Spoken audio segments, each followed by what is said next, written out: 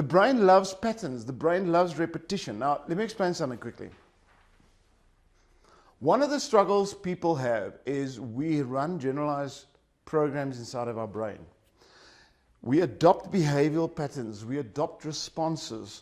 We adopt mannerisms. We call it habits. Now, let's assume for a moment little Johnny grows up in an area where from his house to where school is, there's some drug dealers on the path. They're intimidating and they bully. Every day he walks past them, they intimidate and they bully. What type of behavioral frame will Johnny have to adopt in life to be able to walk that path every day? Violence, aggression, survival, avoidance, whatever pattern it might be. Now let's say he can't avoid, he has to go through it. One of the ways you can get through it is by being aggressive. Come on.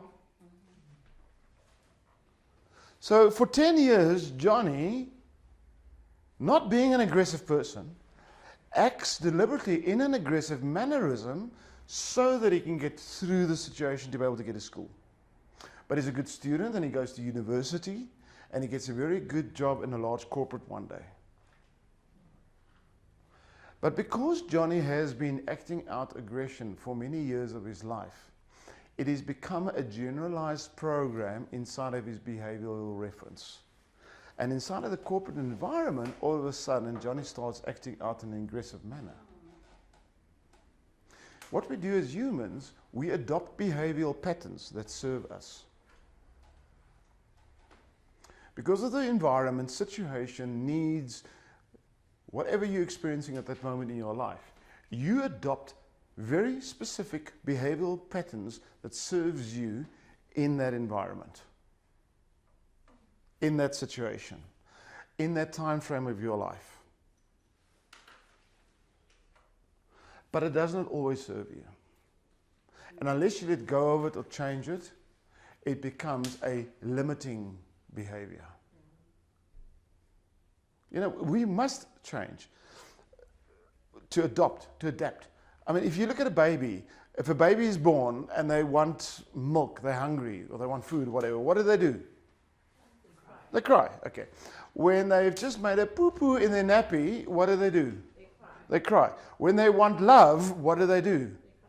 If they want attention, what do?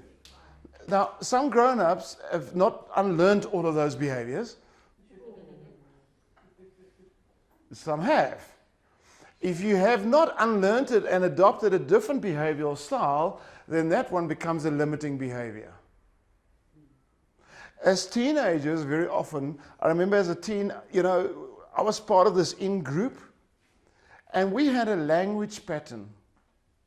We had our own lingo, you know, like cool, man, whatever. Do you remember that? Where's the first time, I call it gangster talk, you know, my broer, lekker man, sweet, my cousin. At some stage in your life, we all went through it somewhere, where it was cool, it was the in thing. I mean, you were part of that clan if you could, like, you know, cool, like, talk, whatever that language was. Come on. Do you still talk that way? No.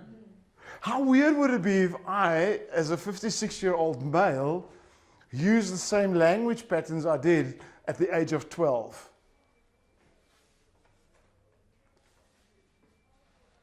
But what if I did keep some behavioral patterns? Because they served me so well and they became generalization programs. The way the human brain learns, understands, survives, one of the key components is the generalization. Let me give you a different perception of it. When you were 2 years old, you did not know that you cannot drive a car. And the term we used for that was you were unconsciously incapable. You've heard that before. You did not know that you couldn't. Unconsciously incapable. Then at the age around about 10, you started realizing intellectually you cannot drive a car. You go to the next level, which is called consciously incapable. I know I cannot. There's now an awareness that I cannot. Then you went to the third level, and that's when some poor victim decided to take you on driving classes, and they'd risk their lives putting you in a car with them. Remember that first phase when you had to learn to drive a car? The only way you could drive your car in those first early days was you had to consciously think about it. You had to think about the accelerator, the clutch, the gear changes, and everything else. There was a huge amount of conscious awareness for you to be able to do it. You were consciously capable. So you could only do it when you were consciously thinking about it. Then you go to the fourth phase. That's where you are hopefully now. That's when you drive in peak traffic, having breakfast, doing some blogging, putting on your makeup, and talking to a friend on the phone while watching a movie. And it's peak traffic, and it's like, and there's no conscious functionality in your brain that's actually driving that car. Everything is in the subconscious. You are unconsciously capable. You are doing something without even thinking about it. That's a generalization program.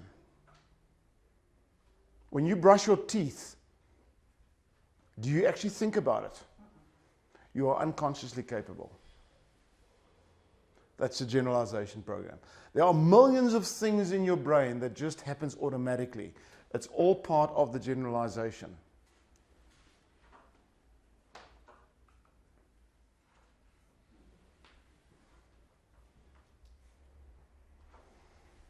Now let's do a test here. Monica, can you catch? Can you catch? All right. Now just a quick thing. Why did you put your pen down? Because I'm going to catch. You're going to catch? Who thought that she started preparing that I was going to throw something at her? You see, what happened is you took two things. You took the word, can you catch? Now let's just test that quickly. Can you catch? Okay. Does that actually mean I'm going to throw something at you? Can you catch? Does it mean I'm going to throw something at you? No. Can you catch? Okay. That was the one statement I said. I said, can you catch? But I also had a physical behavior. I lifted the Koki up high. Okay, now, let's have a quick look here. Does that mean I'm going to throw it at you? Possibly. You sure? Since I'm ready. Does it mean I am going to throw it at you? Not necessarily.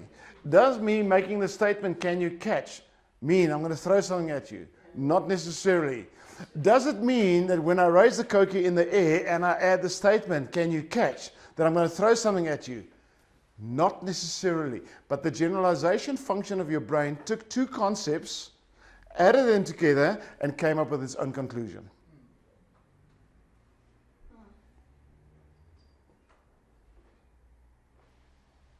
I've got 3 daughters. They meet boys. And the boy takes their number. And then he doesn't phone tomorrow.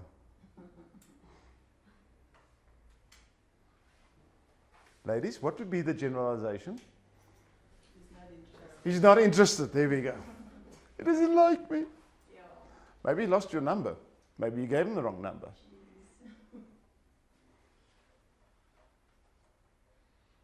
Maybe he had his cell phone taken away from him. Maybe he had his cell phone taken away from him. Because he was phoning too many girls. There can be a million different reasons.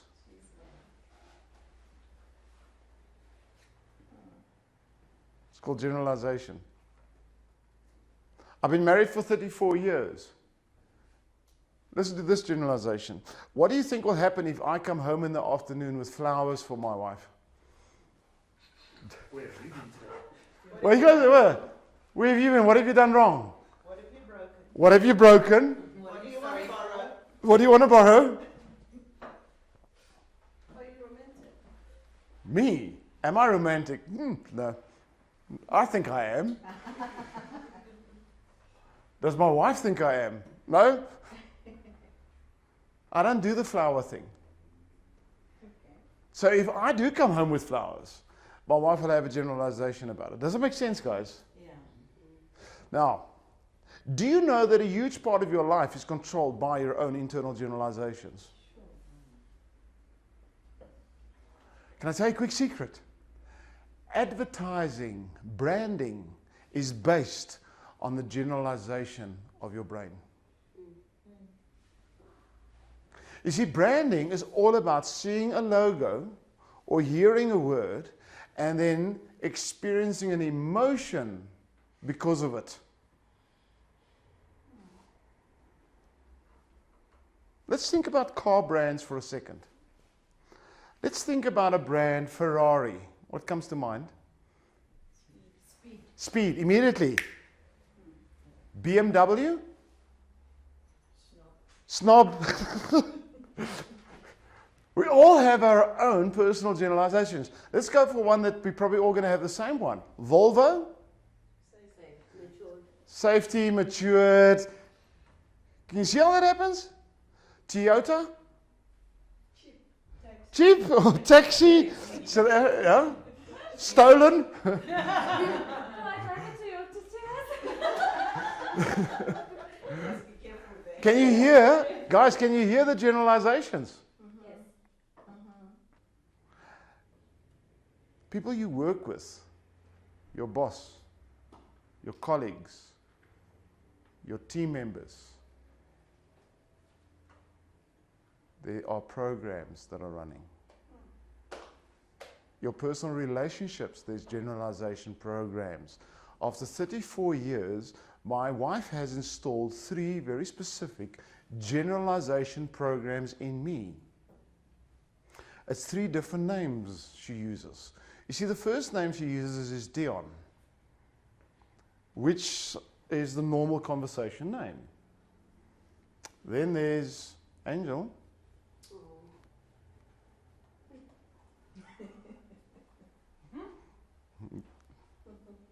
That's the nice one. Then there's the third one, Groenewald. Now, what already happened inside of your brain when I used those 3 different names? Did you experience a potential emotional shift when you heard those 3 different names? Yes. And they're not even yours, they're my names.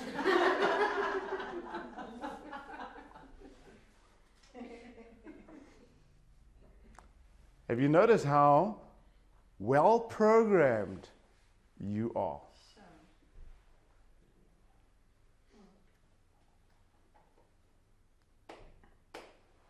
Interesting.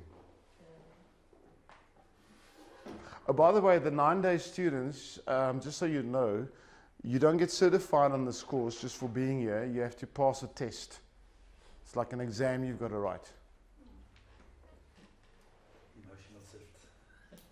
What just happened? Something just happened. Because we all have a memory from the day we were at school and we had to write tests and everything else. Being called into the headmaster's office because, remember those days? You were called in often? And we have this fear that we're still walking around with. Fear is a very strong generalization program.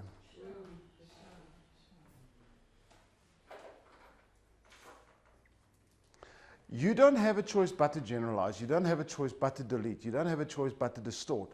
It is part of the survival mechanism of the human brain. If you did not do those 3, your brain would have to focus on way too much information.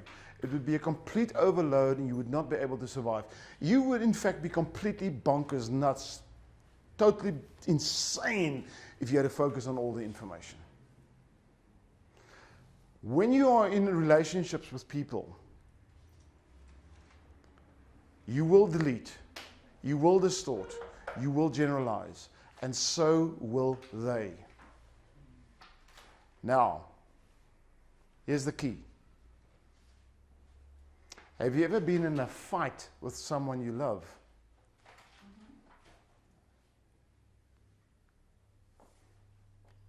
Have you noticed that when you do, you distort differently? You delete differently.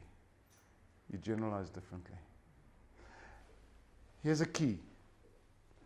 Your emotional state impacts how you delete, distort, and generalize.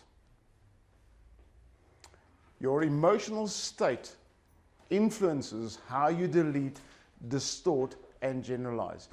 Every decision you make, every perception you receive, everything that goes into your brain is influenced by your emotional state.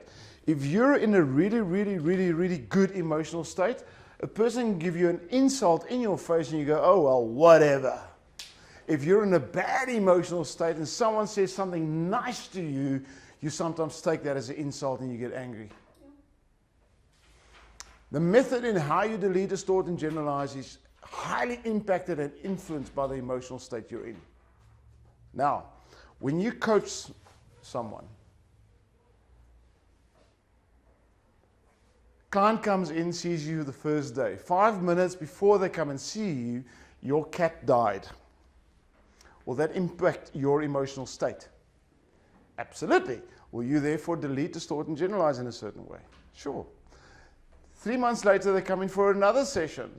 Just before they come in, you just received a bonus check from somewhere and you're in an absolutely elated, happy state. Will you delete, distort, and generalize differently? Most probably. 3 weeks later, they come and see you again. Nothing really spectacular happened before that. Listen, your client has just come in and met 3 different people.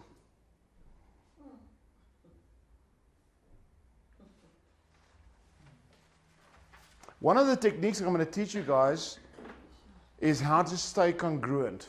I'm going to teach you a technique that puts you in a very specific emotional state, literally with a flick of a switch. So that every time you coach, your client has the privilege to meet the same coach. Does that make sense? Because as a coach, you want to be consistent in the method on how you delete, distort, and generalize. You want to be in control of your emotional state. And if you know how to, you can. One of the techniques I teach you guys is how to take control of your emotional state. Did you know you can actually control it? Quickly. Emotions can shift in seconds. No, Dion, you don't understand, eh? I need to go and sit on my rock for a week and be angry. Oh, rubbish. You just like that tension, man. You can shift your emotional state very quickly. No, you can't. Yes, you can.